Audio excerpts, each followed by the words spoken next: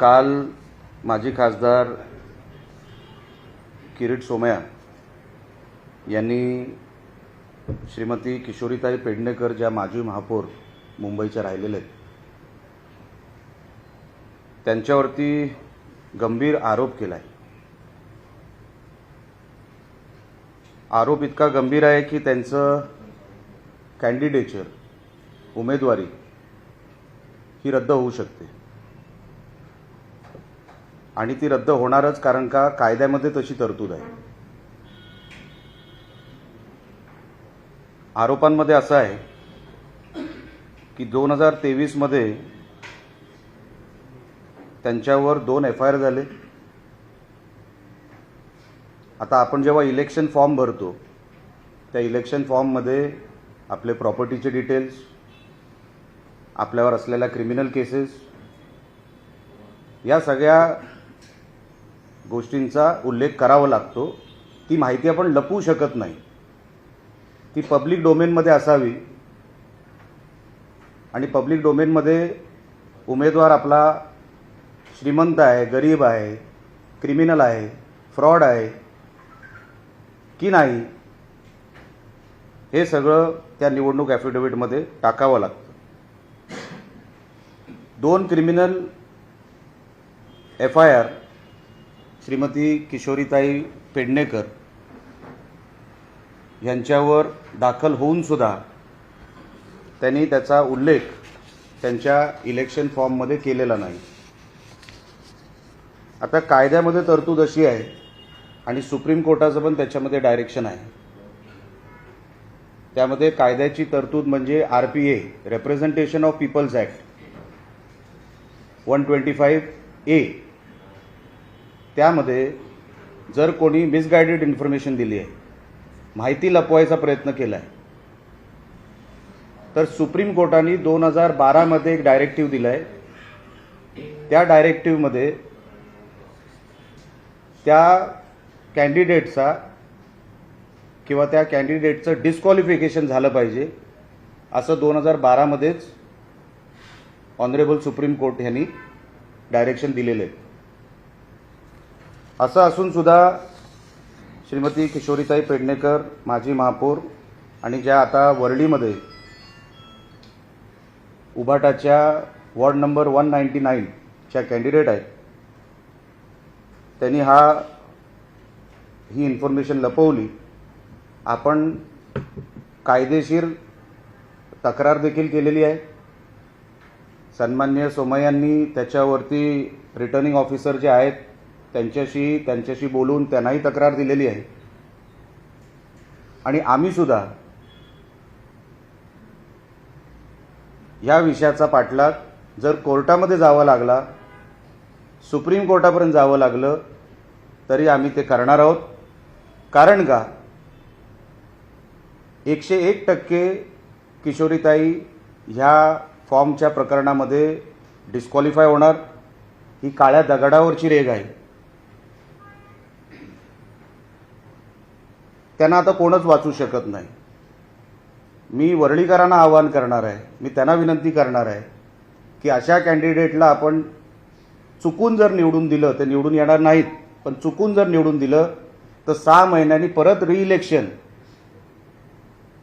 मग ते परत ट्रॅफिक, परत सगळ्या त्या प्रचाराच्या, इव्हन उभाटाच्या कार्यकर्त्यांना माझं सांगणं आहे, नको त्या कॅन्डिडेटचा प्रचार करू नका, त्या डिस्क्वालिफाय होणार आहेत।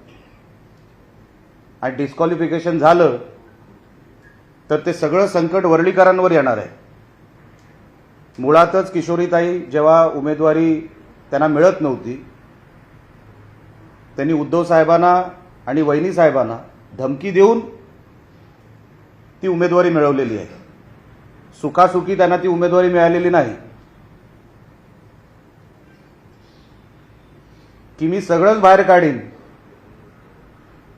कोविडच्या काळामधलं मला सगळं माहिती आहे, ही धमकी देऊन शेवटच्या टप्प्यामध्ये सन्माननीय उद्धव साहेबांना आणि वहिनी साहेबांना ब्लॅकमेल करून स्वतःची उमेदवारी मिळवली आणि आज त्यांचं भांडं फुटलं उमेदवारीचं.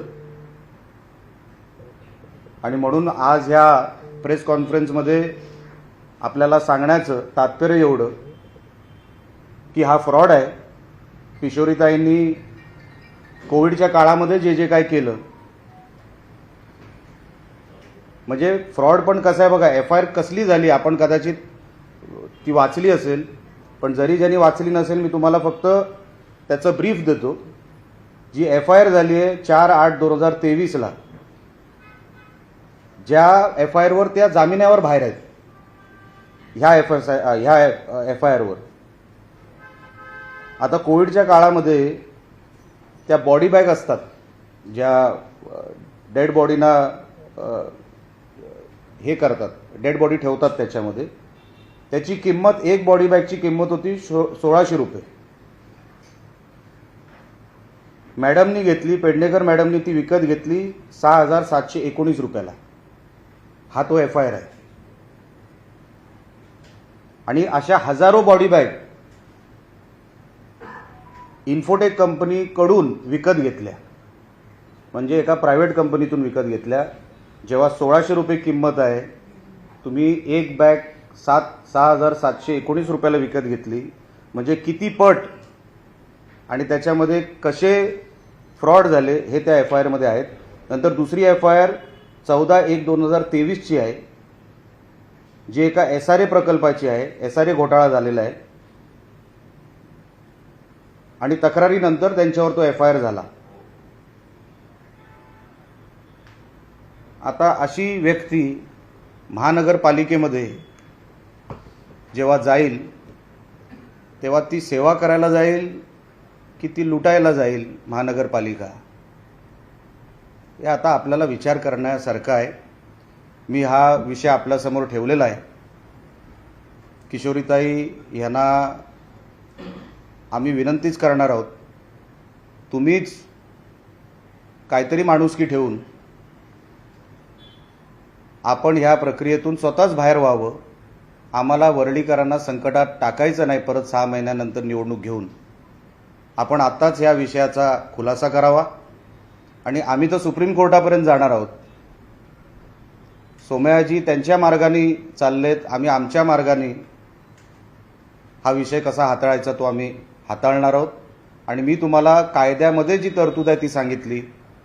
श्रीमती किशोरीताई पेडणेकर वरळीच्या उमेदवार उभाटाच्या 199 मधून ह्या 100% डिस्क्वालिफाय होणार. जर चुकून त्या निवडून आल्या तर ते निवडून येणार नाहीत.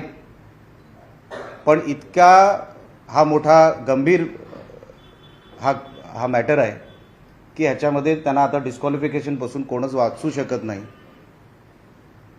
हा विषय आणि इतर कुठल्याही विषयावर आपल्याला प्रश्न विचारायचे असतील आपण विचारू शकता. आणि FIR ची कॉपी पण आहे माझ्याकडे, जर कोणाला FIR हवी असतील तर. सर, मतदान 15 तारीखला होत आहे, अवघ्या आज 9 तारीख आहे, अवघे 7 दिवस राहिले. तर तुम्ही निवडणूक आयोगाला लेटर दिलं, मतदानाच्या आधी सगळ्या गोष्टी तात्काळ घडायला हव्यात, त्यांची उमेदवारी बाद करायला असं वाटतं. बघा, रिटर्निंग ऑफिसरला तशी तरतूद नसते, जे मला माहिती आहे. रिटर्निंग ऑफिसर फक्त फॉर्म घेऊ शकतो. आपल्याला जर आठवत असेल, मी हेच मालवणला देखील म्हणत होतो की रिटर्निंग ऑफिसरचे मग अधिकार काय, फक्त फॉर्म घेण्यापुरतंच असतं की त्याच्यामध्ये काही वेगळं पण अधिकार असतात. पण मला आजपर्यंत जे काय माझा अनुभव सांगतो, फक्त रिटर्निंग ऑफिसर फॉर्म घेणं, त्याच्यामध्ये कुठलीही कॉलम ब्लँक राहता कामा नाही, एवढं बघण्याच्या पलीकडे रिटर्निंग ऑफिसरकडे काय अधिकार असतात असं मला वाटत नाही. असं जरी असलं, माझा अनुभव, आम्ही कोर्टामध्ये जाणार. आणि सुप्रीम कोर्टाने डायरेक्शन दिलेले आहेत. 2012ची आमच्याकडे ऑर्डर आहे. सुप्रीम कोर्टाने काय म्हटलंय की एक जरी कॉलम ब्लँक राहिलं तरी तो फॉर्म डिस्क्वालिफाय झाला पाहिजे. हे तर मिसगायडेड इन्फॉर्मेशन आहे, इन्फॉर्मेशन लपवलेली आहे. हा क्रिमिनल ऑफेन्स आहे. आणि एक क्रिमिनल ऑफेन्स तुम्ही, गव्हर्नमेंट डॉक्युमेंट तुम्ही लपवलेला आहे. आणि म्हणून आपल्याला हा गंभीर मॅटर असल्यामुळे जरी आम्हाला रिटर्निंग ऑफिसरनी ह्याच्यावर न्याय दिला नाही, आम्हाला विभागीय आयुक्तांनी ह्याच्यावर न्याय दिला नाही, आम्ही कोर्टामध्ये जाणार. सायनमध्ये भाजपचा एक उमेदवार आहे. कोणाचा? सायनमध्ये भाजपचा उमेदवार आहे. हां.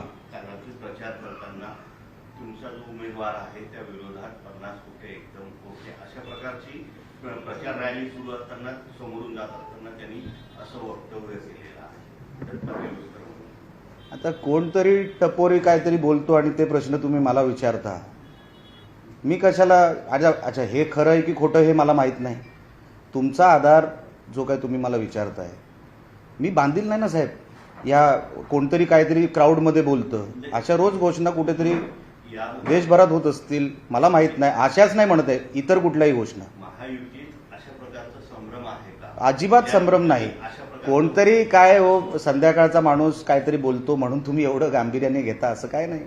आमच्या मुलाखती संजय राऊतांनी घेतल्या. काय म्हणताय? राज ठाकरेंनी उद्धव ठाकरे यांची मुलाखत संजय राऊतांनी घेतली. हम्म. त्या मुलाखतीत सुद्धा राज ठाकरेंनी कॅल्क्युलेशन लावलं की 50 कोटी × 40 अशा पद्धतीने 2000 कोटी नेमके कसे आले, हम्म. ते आमदारांना कशा पद्धतीने दिले गेले असा एक तरी प्रश्न त्या मुलाखतीच्या माध्यमातून निर्माण केलेला आहे.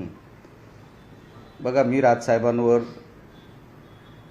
तसं काय बोलणार नाही, पण साहेबांना हा प्रश्न आत्ताच आठवला काय मुंबई महानगरपालिकेच्या तोंडावर? आतापर्यंत काय होतं? कुठे होते साहेब? बेपत्ता तर नव्हते ना, महाराष्ट्रातच होते ना. निवडणुकीच्या तोंडावर तुम्ही वाटेल ते आरोप कराल म्हणजे तुम्हाला मुंबईबद्दल काहीच माहीत नाही. तुम्हाला मुंबईबद्दल आस्था नाही. मुंबईच्या विषयांवर बोला.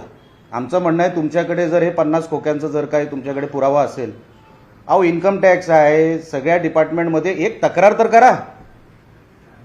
कुठे तक्रार केली राजसाहेबांनी? मीडियासमोर बोलणं सोपं आहे हो. अच्छा, दिलेल्याचा पुरावा तर द्या. 100% कारवाई करू आम्ही. आणि मुंबई महानगरपालिकेच्या निवडणुकीच्या वेळेला तुम्ही मुंबईला काय देणार ते सांगा. तुम्ही कुठल्या हेडखाली मुंबईचं डेव्हलपमेंट कराल ते सांगा. ज्यांना फायनान्स कळत नाही, ज्यांना महानगरपालिकेची कुठली ॲडमिनिस्ट्रेटिव्ह पॉवर कळत नाही, त्यांनी फक्त राजकीय ह्या विषयांना हात घालून ते लोकांना वेगळ्या वळणाकडे न्यायचा प्रयत्न करतायत. पण लोकांनी मुंबईचं मन बनवलंय. यावेळेला महायुतीबरोबर मुंबई राहणार 100%. जे सत्तेत आहे ते मुंबईकर नाही, त्यामुळे मुंबईकरांचे प्रश्नच त्यांना माहिती नाही अशा प्रकारचं देखील इंटरव्ह्यूमध्ये राजकारण काय म्हणतायत? जे सत्तेत आहेत ते जे मुंबईकर सत्तेत नाहीत. आहेत ते मुंबईकर नाही, त्यामुळे मुंबईकरांच्या ज्या समस्या आहेत, प्रश्न आहेत, ते त्यांना कळतच नाही. अशा प्रकारचं देखील मुंबईच्या बाहेरच्या तुम्हाला कळलं ना? तुम्ही काय उखाडलं? तुम्ही काय केलं? अहो म्हणजे तुम्ही मला एक सांगा, असं माणूस, एवढ्या मोठ्या लेवलवरचा माणूस असं बोलू शकतो? आपण महाराष्ट्रवासी आहोत. महाराष्ट्र एक आहे. ही कुठली पद्धत झाली बोलायची? म्हणजे तुम्ही इतके मुख्यमंत्री जे काय होऊन गेले, तुम्ही आता डिवाइड करणार त्यांना? म्हणजे तुम्हीच केलं सगळं, बाकी कोणी काय केलं नाही. चला ते सोडून द्या, महाराष्ट्र एक आहे. तुम्ही काय केलं? तुम्ही एक वास्तू मला सांगा जी या ठाकरे कंपनींनी निर्माण केली. 5 ऑपरेशन सांगा, 5 मेरिट लिस्टची मुलं सांगा. मुंबईकर आम्ही नाही का मुंबईकर? माझा जन्म मुंबईचा. मी आमदार म्हणून ग्रामीण भागातला, म्हणजे काय मुंबई माझी नाही? ही कुठली मानसिकता आहे मला काही कळलं नाही. राजसाहेब आता तरी त्या मानसिकतेतून बाहेर आले पाहिजे. तुमच्या पायाखालची जमीन निघून गेली, अजूनपर्यंत आपण शुद्धीत येत नाही. देव करू ते बरे व्हावेत. ही आजारी माणसाची लक्षणं आहेत, हे बरोबर नाही. तुम्ही मुंबईला कुठल्या विषयावर डिवाइड करताय? महाराष्ट्राला कुठल्या विषयावर डिवाइड करताय? बोलताना भान पाहिजे आपण किती वरचे मोठे नेते आहोत आणि कुठल्या रसातळाच्या गोष्टी करताय आपण. मुंबईला काय देणार ते सांगा. चला चॅलेंज आहे. ठाकरे जे काय बोलतात ना त्याच्यातले एकही तुम्ही मला सांगा की आम्ही मुंबईला हे देणार, हे सत्ता आल्यानंतर देऊ वगैरे सोडून द्या. मागच्या 25 वर्षात काय दिलं ते सांगा. कोस्टल रोड म्हणजे तुमचं नाही. कोस्टल रोड म्हणजे तुम्ही नाही. मी तुम्हाला मागे पण एका इंटरव्ह्यूमध्ये मी कुठेतरी सांगितलं की कोस्टल रोड जो झाला जेव्हा फडणवीस साहेब मुख्यमंत्री होते त्या काळामध्ये तो कोस्टल रोड झाला. फडणवीस साहेबांचं मोठेपण की फडणवीस साहेबांनी उद्धव साहेबांना भूमिपूजन करायला दिलं. खरं तर ते शासकीय कार्यक्रम असतो तो. आदित्य ठाकरे 2 वेळा ती कन्स्ट्रक्शनची टोपी घालून खाली त्या टनलमधून खाली वर वरतायत, त्याच्याने तो कोस्टल रोड नाही झाला. भाऊ लक्षात घ्या, नुसता टोप्या घालून कोस्टल रोड होत नसतो किंवा कुठलाही रोड होत नसतो. आपण काय बोलतोय? आपण मुंबईला जागतिक दर्जाचे शहर बनवायचं आहे. आज तर आहेच. आपण 21व्या शतकातलं शहर बनवण्यासाठी तुमचं योगदान द्या. हे नको ते कुठले हे फटीचर विषय आपण काढत बसलाय साहेब. हे तुम्हाला शोभत नाही राजसाहेब. तुम्ही काहीतरी चांगले विषय मुंबईचे बोलले पाहिजे. निवडणुकीमध्ये महापालिकेची ज्यावेळेला निवडणूक येते त्यावेळेला प्रामुख्याने ठाकरे बंधूंकडनं हा मुद्दा समोर आणला जातो की मुंबईला तोडण्याचं कारस्थान केलं जातं. आजच्या मुलाखतीत मोरारजी देसाईंपासून सगळे संदर्भ देण्यात आले आणि त्यावेळेला सांगितलं की त्यावेळेला 5 गुजराती हे विरोधात म्हणजे 5 गुजरात्यांना मुंबई हवी होती, आता ते 500 झालेले आहेत. अशा पद्धतीचे त्यांनी वेगवेगळे संदर्भ या मुलाखतीत दिले. तुम्हाला गुजराती माणूस परदेशात जाताना चालतो. हा, आता तुम्हाला संयुक्त महाराष्ट्राचा लढा आठवला. मग लंडनला जाताना गुजराती माणूस का असतो तुमच्याबरोबर? तुम्ही बघा लंडनमध्ये कोण कोण असतं यांच्याबरोबर, कोण बिलं भरतं यांची. नाही काढायचं आम्हाला हे सगळं. निवडणुकीसारखं बघा. निवडणूक हे एक साधन असतं लोकांना काहीतरी देण्याचं. आता तुम्ही महानगरपालिका जी आता काबीज करायचा जो काही प्रयत्न करताय ना, ती होणार नाही. पण जे काही काबीज करायचा प्रयत्न करताय ना, ते तुमची घरं चालवण्यासाठी करताय. काल पण बघितलं ना, काल काय परवाच एका चॅनलची इंटरव्ह्यू झाली. त्याच्यामध्ये आदित्यजी होते, अमितजी होते आणि बाकी सगळे पत्रकार तिकडे होते. आणि बाजूला स्वर्गीय बाळासाहेब ठाकरेंचं स्मारक, स्मृतीस्थळ. हे फक्त सुरुवात आहे. तो महापौर बंगला जो घेतला ना, तो ह्याच्यासाठीच घेतलाय. ह्याच्यासाठीच घेतलाय. उद्या ते सगळं आपल्या अंडर कसं येईल. उद्या तुम्हाला जर आठवत असेल तर हेलो नावाचं एक मॅगझिन होतं. त्या हेलो मॅगझिन महापौर जेव्हा असताना, मला वाटतं कोण होते महापौर तेव्हा मला आठवत नाही, पण महापौर बंगला जेव्हा होता आणि महापौर राहायचे तिकडे मुंबईचे, त्या काळात आदित्य ठाकरे आतमध्ये शूटिंग करायचे वेगवेगळ्या चॅनलसाठी, त्या हेलो मॅगझिनसाठी. आणि मग तो मागचा गार्डनचा भाग, मग कुठेतरी वरती जाऊन खुर्च्यांवर बसायचं, मग कुठले तरी अँटी चेंबर वापरायचे. तुमची प्रायव्हेट लिमिटेड आहे काय? ठाकरेंना देऊन टाकले काय गव्हर्नमेंट प्रॉपर्टी? हे पहिलं गिळतात आणि आमचं आहे तसं वावरतात. म्हणून तुम्हाला मी सांगितलं की हे सगळं जे आहे ना, हे फक्त काहीतरी मिळवण्यासाठी आहे. बाजूला स्मृतीस्थळ आहे बाळासाहेबांचं. तुम्ही ते सगळं चपला वगैरे घालून तिकडे असे राऊंड मारून बसलेला आहात. काय समजायचं मुंबईकरांनी? मराठी माणसांनी काय समजायचं? मुंबईच्या मराठी माणसांनी तर ठरवलंच आहे की मागच्या 25 वर्षामध्ये या लोकांनी जे काय केलं ना, ठाकरे कंपनीने, परत कधीच ह्यांना आपण संधी द्यायची नाही. मुंबईकरांनी ठरवलंय. पण हे सगळं सांगायला का लागतंय? कारण का निवडणूक ठाकरेच वेगळीकडे घेऊन जायचा प्रयत्न करतात. ही विकासावर लढवत नाहीयेत. विकासाचं विजन नाहीये. इमोशनल कुठेतरी काहीतरी असं बोलायचं जे वातावरण खराबच झालं पाहिजे. अहो, किती वर्ष आपण मुंबईचं वातावरण खराब करताय. आता तरी चांगलं करा, चांगलं बोला काहीतरी मुंबईसाठी. संतोष नानावडेंनी तुमच्या शिवसेनेत पक्षप्रवेश केला, त्यानंतर त्यांनी आता एक भावनिक पत्र लिहिलं आहे की राज ठाकरे यांची ध्येय धोरणं बदललेली आहेत, भूमिका बदलली, ते खंत व्यक्त केली. बघा, राज साहेबांवर जेवढं बोलावं तेवढं कमी आहे. कारण का अनेक गोष्टी आमच्याही कानावर येतात ना. राज साहेबांनी मुंबईच्या हिताचं बोलावं एवढंच या निमित्ताने मी तुम्हाला सांगतो. त्यांच्याबद्दल काय काय बाहेर बोललं जातं, बरं वाटत नाही एवढं सगळं ऐकायला. तरी देखील राजसाहेबांनी आता तरी काहीतरी वैचारिक बोलावं, मुंबईच्या हिताचं बोलावं एवढंच या निमित्ताने मी आपल्याला सांगू इच्छितो. आजच्या कार्यक्रमामध्ये उद्धव ठाकरेंची मुलाखत झाली. त्यामध्ये ते म्हणाले की तुमची जी शिवसेना आहे ती शिवसेना नाही, शहासेना आहे आणि चोराच्या हातात मुंबईचे किल्ले द्यायचे नाही असं म्हणतात. मला एक सांगा, तुम्ही उद्धव ठाकरे काय काय बोलत असतील त्या सगळ्यांवर आम्ही उत्तरं द्यायची का? आणि खरी शिवसेना कोणाची ही 2024 मध्ये महाराष्ट्राच्या जनतेने दाखवलं आहे. आमचं स्ट्राईक रेट बघा. अच्छा, ह्या आता ज्या नगरपालिका होऊन गेल्या, नगरपंचायती, नगरपरिषदा होऊन गेल्या, कुठली शिवसेना फ्रंटमध्ये आहे? लोकांनी कोणाला स्वीकारलेलं आहे? म्हणून मी सांगतो त्यांच्याकडे आता घाण बोलण्यापलीकडे दुसरं काय राहिलेलं नाही. त्यांना कसं तरी वातावरण गढूळ करायचं आहे आणि आम्ही ते गढूळ होऊ देणार नाही.